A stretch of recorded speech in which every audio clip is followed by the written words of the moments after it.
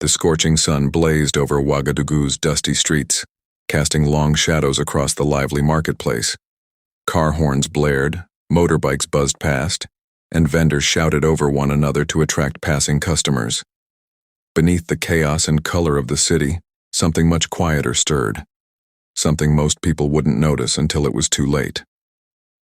A man in plain clothes stepped out of a beat-up Toyota at the far end of the street. He wore dark sunglasses and a simple gray shirt, the collar slightly worn. His black trousers had a faded patch on the left knee. He blended into the crowd, just another citizen moving through the bustle of the market. His presence was almost invisible, deliberately so. Nobody recognized him as Ibrahim Traore, the sitting president of Burkina Faso. Not a single bodyguard accompanied him, no entourage, no black SUVs. He liked it that way sometimes, to walk among the people without formality, to feel the pulse of the city unfiltered. Today, he wanted to see how ordinary citizens were treated, especially when no one knew they were dealing with the leader of the country. He made his way toward a small stall where a boy no older than 14 sold roasted corn, his hands covered in ash, his eyes scanning for customers. Traoré bought an ear of corn and gave the boy a full note, refusing change. The boy's smile lit up his face. "You don't need to give all that," the boy said shyly. "Use it for school," Traoré replied with a kind smile, then moved on before anyone could gather around. He wandered deeper into the market, stopping occasionally to listen to the conversations, nodding politely at people. Most were frustrated with prices. Others complained about power cuts or water shortages. Some didn't seem to care about politics at all. But one voice stood out. A loud, agitated man, dressed in a crisp white boo-boo and sunglasses too shiny for the dust around him, was berating a young woman selling tomatoes. "These are trash. Do you know who I am? You think you can sell me this?" he snapped, kicking one of the baskets over. The woman flinched, her voice trembling as she apologized. "You village girls come to the city thinking you're something. Maybe if you actually grew something worth selling, I wouldn't be wasting my time." People around them stayed quiet. Some glanced away, others just kept walking. No one dared intervene. Except Traoré. He stepped between the woman and the man, picking up one of the scattered tomatoes and inspecting it. "Looks good to me," he said calmly. The man scoffed. "And who are you? Her bodyguard?" Traoré smiled gently. "Just someone who doesn't like seeing people treated like garbage. Stay out of this. She should be grateful anyone's even buying from her. And you should be grateful you live in a country where we try to treat each other with dignity," Traoré said. That struck a nerve. "You've got a smart mouth, old man. I could buy this entire stall and have her gone before sunset." The tomato seller looked panicked. "Please, sir, I don't want trouble." "You won't have any trouble," Traoré said softly, still facing the man. "Just a little truth." By now, a small crowd had begun to gather. Phones came out, eyes widened. Some people started whispering.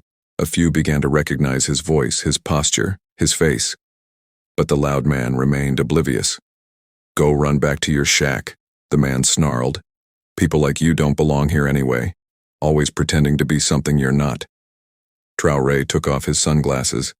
That was the moment everything shifted. One of the vendors gasped. Another dropped her phone. A young man in the back shouted, That's President Traoré." The loud man's jaw dropped. "No way. No, you're lying." Traoré's smile faded. "So now you know who I am." The silence that followed was deafening. Every eye was now on the man who had just insulted the president without realizing it. "Tell me something," Traoré said, stepping closer. "If I had walked past you as a driver or a cleaner or a farmer, would you still treat people the way you just did?" The man was trembling now.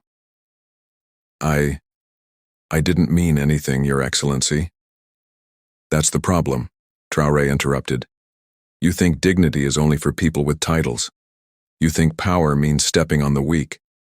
That's not the Burkina Faso we're building." He turned to the tomato seller, who was still frozen in shock. He bent down and gently helped her arrange the tomatoes back into their basket. "You deserve better," he told her, "and you're doing honest work. Be proud of that."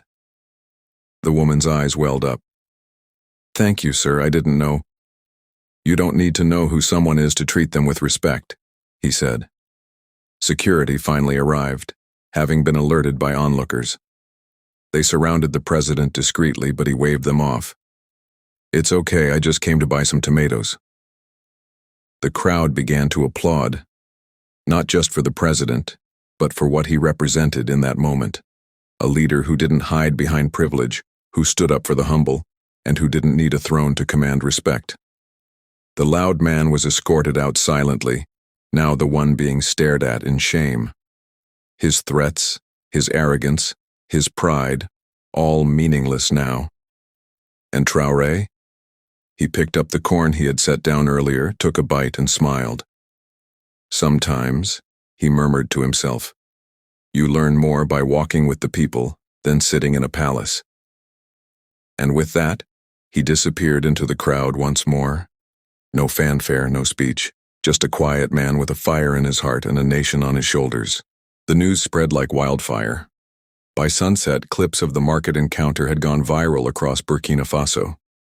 The video showed President Ibrahim Traoré dressed like an everyday citizen, defending a tomato vendor and putting an arrogant man in his place. It wasn't just a clip anymore, it had become a statement. In cafes, on street corners, in WhatsApp groups, everyone was talking about it. That's leadership. Can you imagine? The president, right there in the market. Look how calm he stayed. He didn't need to shout. Back at the presidential residence, things were less quiet. Advisors, aides, and military personnel had been scrambling since the first video surfaced. Some were panicked about security. Others argued about protocol breaches. But Traoré, sitting casually at a modest wooden table with a cup of tea, seemed unbothered. General Traoré, his chief of security, stormed in. "Mr. President, with all due respect, this is the third time in 2 months. You can't keep doing this." "Doing what?"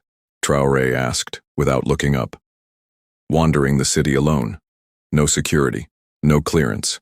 You're putting your life at risk." Traoré looked up, expression calm but firm. "If I can't walk freely in my own country, then what kind of leader am I?" Traoré sighed. "A smart one would stay alive. We can't afford to lose you." Traoré leaned forward. "And we can't afford to become a nation where power only protects itself.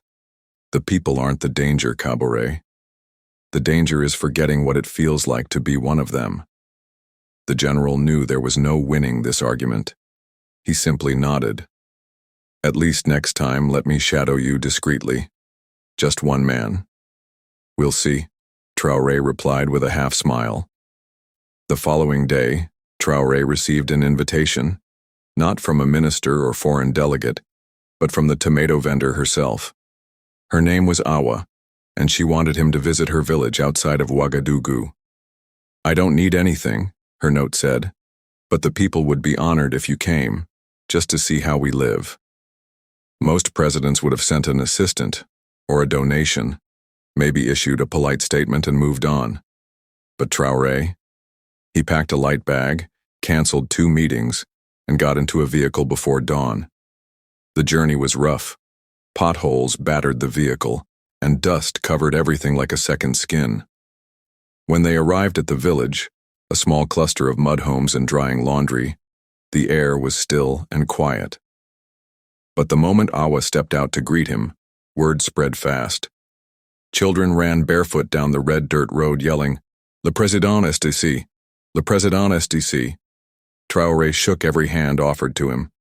He sat under a mango tree with elders, listening more than speaking. He visited the school, a single-room structure with chipped chalkboards and no textbooks. He spoke with the teacher, a young man named Idrissa, who hadn't been paid in 3 months but still showed up every morning. "What keeps you going?" Traoré asked. Idrissa smiled. "These children. If we give up on them, we give up on tomorrow." That answer stayed with him. As the sun began to dip low, casting golden light over the village, Awa brought out a simple bowl of tea and sauce. She placed it before the president herself. "It's not much," she said, "but it's made with respect." Traoré took a spoonful and nodded. "That makes it worth more than gold." The evening turned into an impromptu gathering. Laughter replaced the silence. The village drummer brought out his instrument, and soon the rhythm pulsed through the warm air. Children danced, elders clapped, and the president, laughing and barefoot, joined in, spinning slowly to the beat. It was surreal. A president not in a marble hall or high-level summit, but in a forgotten village with no running water, laughing under the stars. But even in joy, Traoré noticed what others didn't.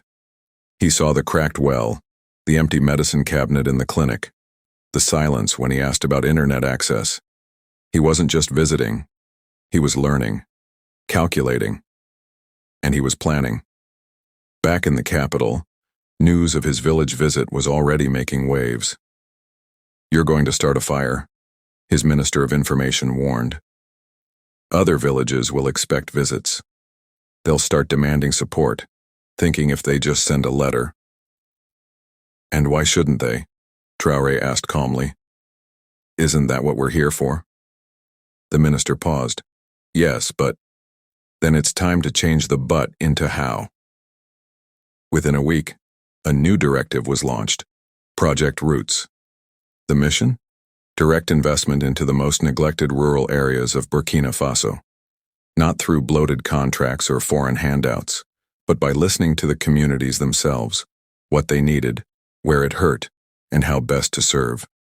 Awa's village was the first. A new well was dug. The school received fresh supplies. Solar panels were installed to power the clinic. And Idrissa? He got a full-year teaching contract, officially recognized and funded. The transformation didn't go unnoticed. For many citizens, this was more than a project. It was proof that leadership could come with humility, that the presidency wasn't a castle, but a bridge. But not everyone was happy. In the shadows of the capital, inside air-conditioned rooms where suits met behind closed doors, whispers began to grow louder. "He's stirring up the lower class too much. He's bypassing the usual system. If this continues, we'll lose our grip." Traoré had sparked hope but also fear, and not from the people, but from the powerful. What they didn't realize was, he wasn't done yet. The capital was buzzing with two kinds of conversations. On the surface, people were celebrating. Markets felt a little safer. Roads in neglected villages were finally being paved. School attendance began to rise in districts long forgotten by the system. There was a sense of momentum, of quiet revolution, not with protests and megaphones, but with boots in the soil and promises being kept. But behind closed doors, there was panic. The old elite, the businessmen who thrived off corruption, the officials who padded budgets, the diplomats who preferred staged meetings over real change. They were feeling the tremors. Ibrahim Traoré wasn't just talking, he was doing, and every step he took closer to the people was a step away from their grip on power. At a discreet gathering in an upscale part of Ouagadougou, the whispers turned into plots. "He's cutting us out of the contracts. He's ignoring protocol, too many risks. He's making us look like villains." One man leaned forward, voice low but clear. "We need to remind him that power is borrowed, and it can be taken back." Back at the presidential residence, Traoré was already 10 steps ahead. He'd received intelligence, discreetly of course. A trusted officer had intercepted chatter about an upcoming incident. No details, just hints of sabotage. But Traoré wasn't afraid. He was calm, almost too calm. Instead of tightening security or canceling his next village trip, he amplified his presence. More surprise visits, more conversations with farmers, students, and women's groups, more inspections of remote clinics and underfunded schools. And then came the Unity Forum, a national broadcast event he organized just days later, inviting citizens from all 13 regions to speak live on national TV. No scripts, No stage management, just raw, unscripted truth. The guests, teachers, nurses, mechanics, youth leaders, market women, everyday Burkinabe voices. The public watched in awe. One woman from Sahel said, "This is the first time a president asked me what I think about Burkina Faso." A teenage boy from Cascades asked, "Why do cities get lights but we don't? Don't we also deserve to study at night?" Each question, each comment, was met with honesty. No excuses, no sugarcoating, just plans, just promises backed by timelines. And then came the moment that shook the room, and the nation. Traoré looked directly into the camera. "I know there are those who want me silenced. I know they think I'm disrupting the system. But this system wasn't built for the people. It was built to protect power. And that ends now. Burkina Faso doesn't belong to a few. It belongs to us all." The audience in the studio rose to their feet. Applause erupted. Phones buzzed with excitement. In that moment, he wasn't just a leader. He was a symbol. The attempt came a week later. A convoy returning from another rural inspection was intercepted, not by rebels, not by foreign forces, but by insiders, men wearing military uniforms carrying government IDs. But they made one mistake. Traoré wasn't in the convoy. He had, on a whim, switched to a local motorbike, choosing to ride with a young volunteer from the village. He wanted to feel the dust, the wind, the journey. When the attempted ambush was discovered, it was already too late. Not for him, but for the conspirators. An investigation launched instantly. Documents were traced, calls recorded, names unmasked. Several high-ranking officials were exposed, contracts canceled, powerhouses dismantled, and in their place, new, young, transparent voices emerged. People who understood Traoré's vision, people who were the vision.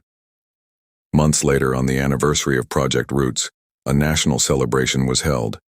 But instead of fancy suits and a red carpet, the president wore a simple white tunic. He walked side by side with Awa, the tomato vendor who first crossed his path. She smiled at him. "You've changed everything." He shook his head. "We changed everything." In the crowd, people held signs, not demanding but thanking. Children carried drawings of schools with working lights. Women raised banners showing newly opened health centers. Farmers displayed before and after pictures of dry fields now turned green with hope. And then, in a poetic twist, the man who once insulted Awa in the market, yes, that man, stood among the crowd, head slightly bowed, holding a handwritten sign. "Forgive me, Madam Awa. I see clearly now." And that's how one small moment, a disrespectful encounter in a noisy market, sparked a nationwide movement. They had disrespected Ibrahim Traoré, not knowing he was the president. But more importantly, they underestimated the power of humility, the strength of listening, and the unstoppable force of a leader who never forgot where he came from. Because true leadership isn't found in the palace, it's found in the people. If you enjoyed this inspiring story of transformation and leadership, make sure to like, comment, and subscribe. And remember, sometimes the most powerful people walk among us unnoticed, until it's too late.